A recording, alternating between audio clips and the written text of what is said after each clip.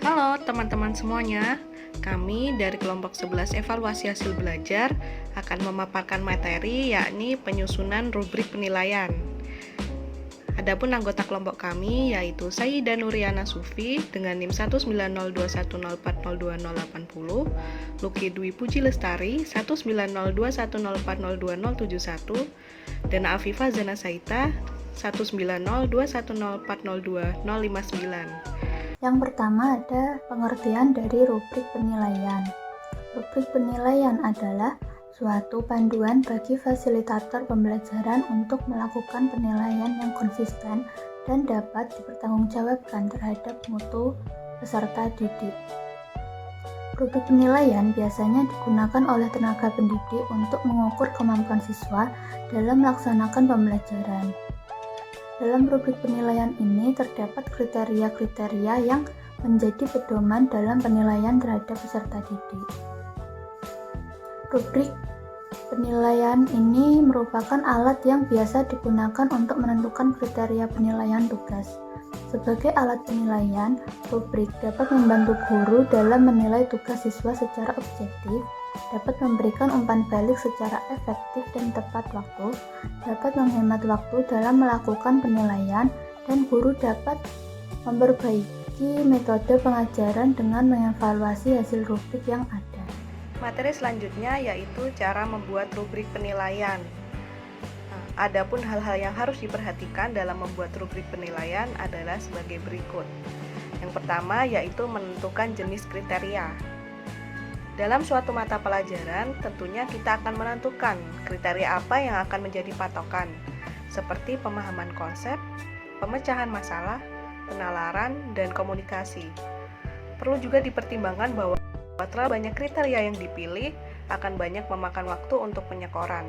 Tetapi, jika kriteria yang diinginkan terlalu sedikit, mungkin hasil yang diperoleh tidak akan cukup untuk memberikan informasi dalam memperbaiki unjuk kerja siswa. Nah, yang kedua yaitu mempertimbangkan subkriteria. Pada suatu jenis kriteria penilaian, tentu saja beberapa di antaranya memiliki beberapa kategori yang disebut dengan subkriteria. Contohnya, ketika seorang siswa melakukan pidato sebagai salah satu tugas yang harus diselesaikan, maka kriteria penilaian yang berupa kualitas pidato, subkriterianya dapat berupa kejelasan dalam menyajikan, berisi hal-hal yang saklik, dan mampu menghidupkan pidato. Lalu yang ketiga yaitu menentukan skala penilaian. Dalam menentukan skala penilaian, terdapat hal-hal penting yang harus dipahami, yaitu yang pertama, tujuan penilaian. Nah, tujuan penilaian ini akan mempengaruhi banyaknya angka pada skala penilaian. Jika tujuan penelitian ini digunakan untuk melihat kemajuan atau perkembangan siswa, maka angka pada skala akan lebih banyak daripada untuk penilaian saja. Rubrik yang digunakan untuk perkembangan akan mencerminkan jangkauan pada tingkatan siswa. Contohnya, pada rubrik keterampilan menggambar, grafik yang akan dikembangkan bagi siswa TK sampai siswa SMA akan sangat disarankan memuat 10 angka. Namun, siswa TK sudah dikatakan baik apabila mampu mencapai angka 2. Hal ini tentu tidak sama dengan siswa SMA. Sebab jika pada tingkat ini mencapai angka 2, jelas tidak sesuai dengan tingkatannya. Nah, yang kedua yaitu ganjil atau genap. Jika pada tujuan penilaian, skala genap lebih disarankan untuk digunakan. Skala genap tidak memiliki angka tengah, namun pada skala ganjil memiliki nilai tengah yang nyata. Apabila nantinya penilai ragu-ragu, mereka cenderung menggunakan nilai angka tengah, yakni dengan menggunakan skala ganjil. Dalam hal ini, penilai harus membuat keputusan penilaian yang pasti. Adapun skala yang disarankan yaitu skala 4, yaitu 0-3 atau 1-4, atau skala 6 yakni 0-5 atau 1-6. Hal yang harus diperhatikan yaitu semakin besar angka yang digunakan pada skala, maka akan banyak memakan waktu untuk melakukan penilaian. Nah, yang keempat yaitu membagi batasan skala. Batasan yang digunakan dalam membuat skala yaitu batasan antara memenuhi dan tidak memenuhi. Dalam menentukan skala 5, yaitu 1-5, dapat dengan mudah menemukan batasan memenuhi dan tidak memenuhi. Skala 1 sampai 2 dapat dianggap sebagai unjuk kerja yang tidak memenuhi. Skala 3 dianggap cukup memenuhi, skala 4 dianggap baik, dan skala 5 dianggap sangat baik. Berbeda dengan skala 5 yang mudah untuk menentukan batasan, terdapat pengecualian pada skala 4. Perlu difikirkan matang-matang antara yang memenuhi dan tidak memenuhi. Selanjutnya yaitu sebutan setiap tingkat. Agar dapat mempermudah dalam mendefinisikan batasan antara memenuhi dan tidak memenuhi, diperlukan penyebutan untuk setiap tingkat. Pada skala 4 terdapat 4 sebutan, yaitu tingkat 1, tingkat 2, tingkat 3, dan tingkat 4. Atau juga dapat menggunakan kata-kata lain yang bersifat positif, seperti pemula, mampu, baik, dan sangat baik. Lalu yang keenam yaitu deskripsi setiap tingkat penampilan. Hal-hal yang harus diperhatikan dalam mendeskripsikan tingkat penampilan yaitu yang pertama bahasa yang digunakan. Nah, kalimat yang digunakan harus bersifat deskriptif dan tidak komparatif. Dan perlu dihindari kata rata-rata dalam mendeskripsikan setiap tingkatan. Yang kedua yaitu deskripsi semua subkriteria. Jika dalam kriteria memuat subkriteria, maka tiap subkriteria harus dideskripsikan dengan jelas. Contohnya, jika kriteria pidato memuat kejelasan dalam menyajikan, berisi hal-hal yang saklik, mampu menghidupkan pidato, maka deskripsi penampilan tiap tingkat harus meliputi semua subkriteria seperti yang telah disebutkan. Nah, yang terakhir yaitu menghitung skor. Setelah membuat rubrik, selanjutnya akan dilakukan penilaian tugas unjuk kerja yang dikerjakan siswa. Skor yang diperoleh dirubah dalam skala angka yang telah ditetapkan sebelumnya, yakni dalam bentuk 0 sampai 100. Nah, hal-hal yang harus diperhatikan dalam menghitung skor yaitu yang pertama bobot pertanyaan. Apakah bobot dari masing-masing pertanyaan sama atau berbeda? Yang kedua yaitu cara menghitung, yaitu bagaimana menghitung nilai dari semua skor yang diperoleh. Selanjutnya terdapat contoh rubrik penilaian prestasi siswa. Nah, kriteria yang dinilai di atas yaitu mengenai kejelasan presentasi, pengetahuan, dan penampilan yang mempunyai sub-sub kriteria seperti yang ada di samping. Nah, skala penilaian yang digunakan adalah skala 4 angka dengan menyebutkan tingkat 1, tingkat 2, tingkat 3, dan tingkat 4. Jika presentasi dilakukan oleh kelompok, maka kriteria penilaian dapat ditambah. Misalnya, kriteria keterlibatan atau kontribusi dalam kelompok dengan subkriteria yang berkaitan dengan kriteria itu.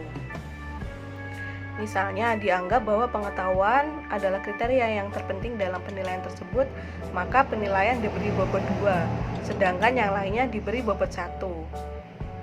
Jika dilihat dari tabel di samping, maka penghitungan skor adalah skor yang diperoleh sama dengan tingkat dikali bobot. Nah, skor untuk kejelasan presentasi yaitu 3 kali 1 ditambah 3 kali 1 ditambah 3 kali 1 yang hasilnya 9. Lalu untuk skor untuk pengetahuan yaitu 2 kali 2 ditambah 2 kali 2 ditambah 2 kali 2 yang hasilnya 12. Lalu untuk skor yang ketiga yaitu skor untuk kejelasan presentasi yaitu 4 kali 1 ditambah 4 kali 1 dengan hasil 8. Nah, adapun skor total dari keseluruhan skor yaitu 29. Nah, skor maksimum yang didapat yaitu 12 tambah 24 tambah 8 yaitu 44. Nah, nilai di samping jika dikonversikan ke skala 0 sampai 100 yaitu 29 dibagi 44 dikali 100 dengan hasil 65,91 yang dibulatkan menjadi 66. Terdapat dua jenis rubrik penilaian. Yang pertama ada rubrik analitik dan yang kedua ada rubrik holistik. Apa itu rubrik analitik dan rubrik holistik? Nah, rubrik analitik adalah rubrik yang umum digunakan untuk penilaian kinerja mahasiswa. Rubrik analitik ini digunakan untuk melakukan asesmen tugas-tugas yang dapat dibagi ke dalam domain atau kriteria yang mana masing-masing kriteria dapat diakses secara individu. Yang kedua ada rubrik holistik. Rubrik holistik adalah biasa digunakan bila ada kesulitan atau tidak memungkinkan adanya pembagian penilaian suatu tugas ke dalam kriteria terpisah. Nah, rubrik holistik ini dapat terjadi karena adanya kriteria saling berkaitan dan tumpang tindih satu dengan yang lainnya. Materi yang selanjutnya yaitu perbedaan rubrik analitik dan rubrik holistik.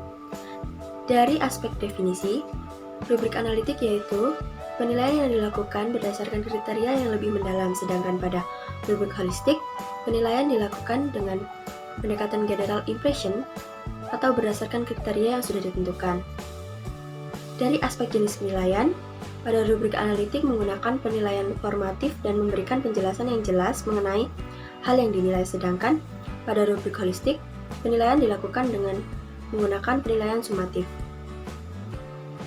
Dari aspek ciri-ciri, pada rubrik analitik, kejelasan dan pemahaman pada rubrik dapat meningkatkan validitas dan reliabilitas penilaian, sedangkan pada rubrik holistik, pendekatan holistik menggunakan nilai absolut, yaitu menggunakan skala, kemudian diterjemahkan dalam bentuk sangat baik, baik, cukup, kurang, dan sangat kurang. Kelebihan dari rubrik analitik yaitu memberikan gambaran yang jelas mengenai capaian dalam penilaian seperti alasan tinggi rendahnya penilaian tersebut. Sedangkan pada rubrik holistik, penilaian tidak membutuhkan waktu yang panjang dan dapat menilai jawaban secara keseluruhan dalam aspek penguasaan pengetahuan dan juga aspek lainnya. Kekurangan rubrik analitik yaitu waktu yang digunakan untuk penilaian jauh lebih lama. Sedangkan pada rubrik holistik, penilaian tidak dilakukan secara rinci pada setiap bagian. Nah, sekian video dari kami. Apabila ada kesalahan, kami mohon maaf yang sebesar-besarnya. Semoga video ini mampu memberikan manfaat bagi para penonton. Sampai jumpa di video berikutnya.